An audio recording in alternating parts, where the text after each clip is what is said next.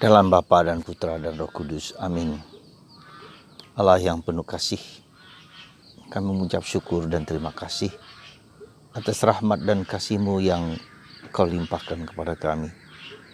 Kau memberikan contoh Santo Timotius dan Titus, kedua murid Paulus, teman seperjalanan Paulus, yang akrab bersama Paulus, yang menjadi uskup Efesus dan Kreta, Timotius dan Titus. Semoga kami meniru dan meneladan guru kami, sehingga kami menjadi serupa seperti rasul-rasul yang lain. Sedia diutus kemanapun kami mampu dan dapat. Terpujilah nama-Mu kini dan sepanjang segala masa. Amin. Para saudara, kemarin kita merayakan Santo Paulus Rasul, seorang rasul yang agung, yang luar biasa, yang mempengaruhi seluruh gereja dimanapun berada. Seorang rasul yang sangat dibentuk oleh Yesus menjadi rasul yang besar. Hari ini kita merayakan dua orang murid Paulus, Timotius dan Titus. Teman seperjalanan yang disebut sebagai anak-anak oleh Paulus, di mana mereka melihat cara Paulus mewartakan kabar gembira, cara Paulus berkhotbah dan membentuk komunitas-komunitas, sehingga kemudian Timotius menjadi uskup di Efesus dan Titus uskup di Kreta.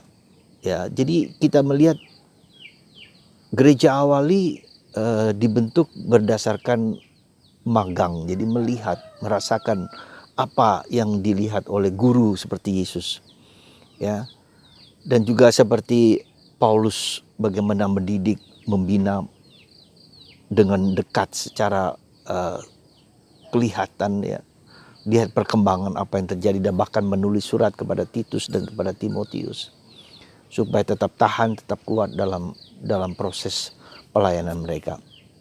Saudaraku terkasih dalam Kristus, tentu saja Titus dan Timotius adalah pewarta kabar gembira kemanapun mereka berada, dipilih, dibentuk menjadi uskup, menjadi pemimpin jemaat dan seterusnya. Itu adalah suatu tugas yang harus diberikan oleh kita semua sebagai pengikut Yesus. Pada kesempatan ini saya mengajak Anda untuk melihat satu hal yang mungkin sangat penting di dalam kehidupan kita sendiri, komunitas, tapi juga kehidupan keluarga, yang kita sebut dengan kaderisasi, proses kaderisasi. Proses pembinaan, proses pembekalan, proses training, proses yang membentuk seseorang menjadi seorang rasul yang mumpuni, yang hebat dan penuh kekuatan dan penuh keberanian. Saudaraku terkasih dalam Kristus, saya mengajak Anda untuk merenungkan ada satu atau dua kata yang akhir-akhir ini cukup penting untuk kita renungkan sebagai proses pembinaan, yaitu yang disebut dengan coaching atau mentoring. Coaching itu adalah seperti seorang pelatih sepak bola yang mendidik anak-anaknya bagaimana harus menendang bola, bagaimana harus menggiring bola, bagaimana harus latihan fisik, latihan tubuh, gerakan-gerakan tertentu yang harus diperhatikan supaya tidak lecet, supaya tidak patah kakinya dan seterusnya, adalah suatu yang setiap hari dijalankan terus-menerus. Katakanlah seperti hal yang kita lihat dalam diri tokoh sepak bola yang terkenal, Ronaldo atau Messi. Ya, seorang pelatih mendidik dia bagaimana harus menggiring bola, bagaimana harus dilatih, berapa kali dia harus berlari, berapa kali harus sport, harus gimnastik, harus kemudian gerakan-gerakan tubuh tertentu, ya, supaya bisa mengecoh lawan dan seterusnya. Nah, kemudian dengan latihan tersebut akhirnya si pemain sendiri yang harus menjalankan itu, gitu loh. Yang harus menjalankan itu, ya, dengan tekun, dengan disiplin, dengan sungguh-sungguh setiap hari, dan tidak bisa satu hari 1 jam dan seterusnya, sampai dia menguasai sungguh-sungguh ahli di bidang itu. Demikian juga misalnya pernah saya lihat seorang pemain piano dari Korea, di mana dia hanya mempunyai jari tangan yang terbatas sekali karena cacat dan seterusnya. Tetapi dengan latihan yang keras oleh ibunya, bahkan dipukul dengan penggaris tangan sehingga dia bisa bermain dengan kekurangan dan keterbatasan itu dengan katakanlah sempurna daripada yang seharusnya kita jalankan. Itu yang kita sebut dengan coaching. Jadi melatih kita untuk dengan keras, untuk dengan sungguh-sungguh, untuk dengan berkorban.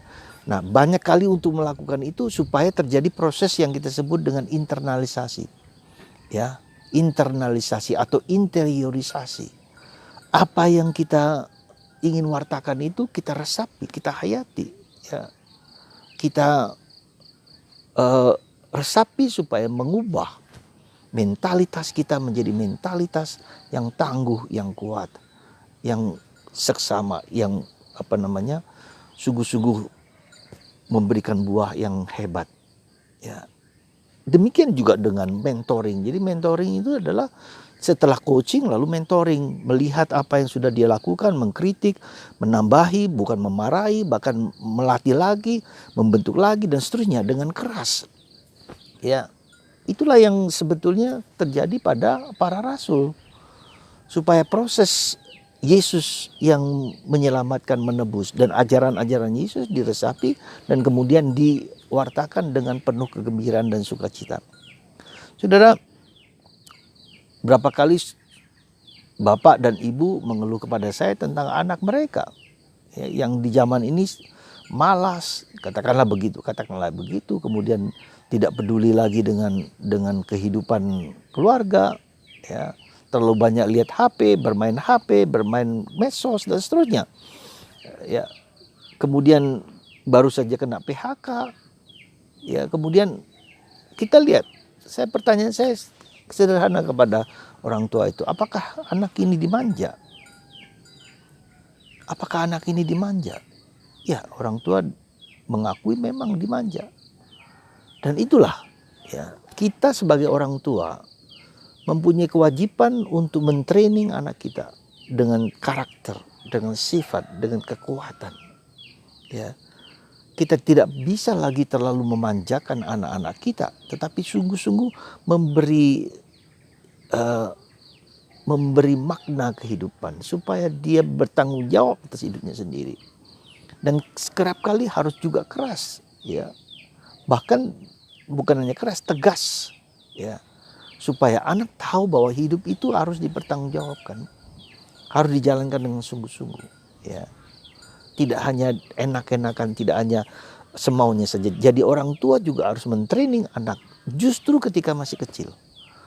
Ketika anak sudah besar menjadi sulit untuk berubah, tetapi ketika masih kecil masih adalah pembentukan, masih ada proses dan seterusnya. Nah, saudaraku terkasih dalam Kristus, di lain pihak saya melihat juga ada keluarga yang sungguh-sungguh memperhatikan bagaimana anak itu dilibatkan dalam kerja bapak dan ibunya. Anda perhatikan bagaimana orang-orang Tionghoa mendidik anaknya untuk melatih anaknya untuk berjualan, ya. Berjualan di warungnya dengan mengetahui harga-harga barang tertentu, barang ada dan seterusnya. Maka kita melihat bagaimana saudara kita orang Tionghoa yang memberikan pendidikan, training, memberikan semangat, memberikan gairah, memberikan perspektif dalam hidupnya supaya mereka berjuang menjadi pribadi yang kuat dan tangguh, menjadi pribadi yang berkarakter, ya. Saudara, di zaman yang serba inovatif dan kreativitas ini, tidak bisa tidak bahwa kita mempunyai tanggung jawab juga untuk mendidik anak-anak kita menjadi anak-anak yang sungguh-sungguh dapat mempertanggungjawabkan hidupnya, melihat ke depan. Demikian juga dengan sebagai anggota rasul-rasul gereja yang memiliki keberanian, memberikan kekuatan, berani mengorbankan hidupnya demi Kristus. Dan itu berkat pendidikan dan bentukan, ya, orang tua kepada anaknya. Maka Paulus memuji, ya, ibu dari Timotius dan dan kakek nenek juga Louis dan Eunike yang telah mendidik Timotius. Berkat didikan orang tua dan neneknya itulah maka Timotius menjadi orang yang baik. Demikian juga kita sebagai orang tua memiliki tanggung jawab untuk menjadikan anak kita menjadi anak yang berkarakter, ya. Tidak hanya bertanggung jawab secara duniawi, secara finansial, secara apa, tapi juga secara iman.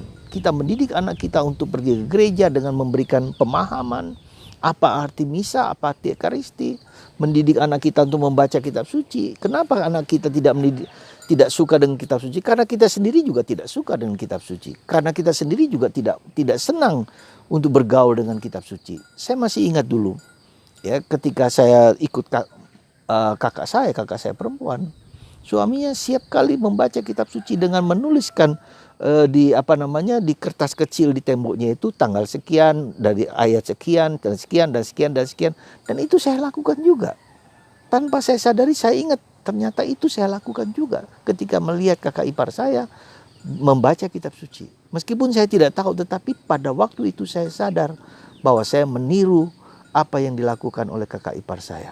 Dan sekarang saudara, saya mencintai kitab suci dan sangat mencintai kitab suci dan ingin sabda Allah itu juga menjadi kuat dalam diriku, ya. Maka itulah tanggung jawab Anda sebagai bapak dan ibu membentuk anak Anda untuk semakin mencintai Yesus, semakin mencintai kitab suci, semakin mencintai gereja Katolik. Dan itulah bekal yang harus Anda miliki dan Anda sendiri yang harus memulainya. Semoga seperti Paulus, kita mendidik orang-orang, anak-anak kita, orang-orang di sekitar kita semakin mencintai kitab suci karena kita sendiri adalah teladan dalam penghayatan iman kita masing-masing. Tuhan memberkati Anda. Semoga karya kerasulan, karya misi gereja dilanjutkan oleh anak-anak kita dalam Bapa dan Putra dan Roh Kudus. Amin.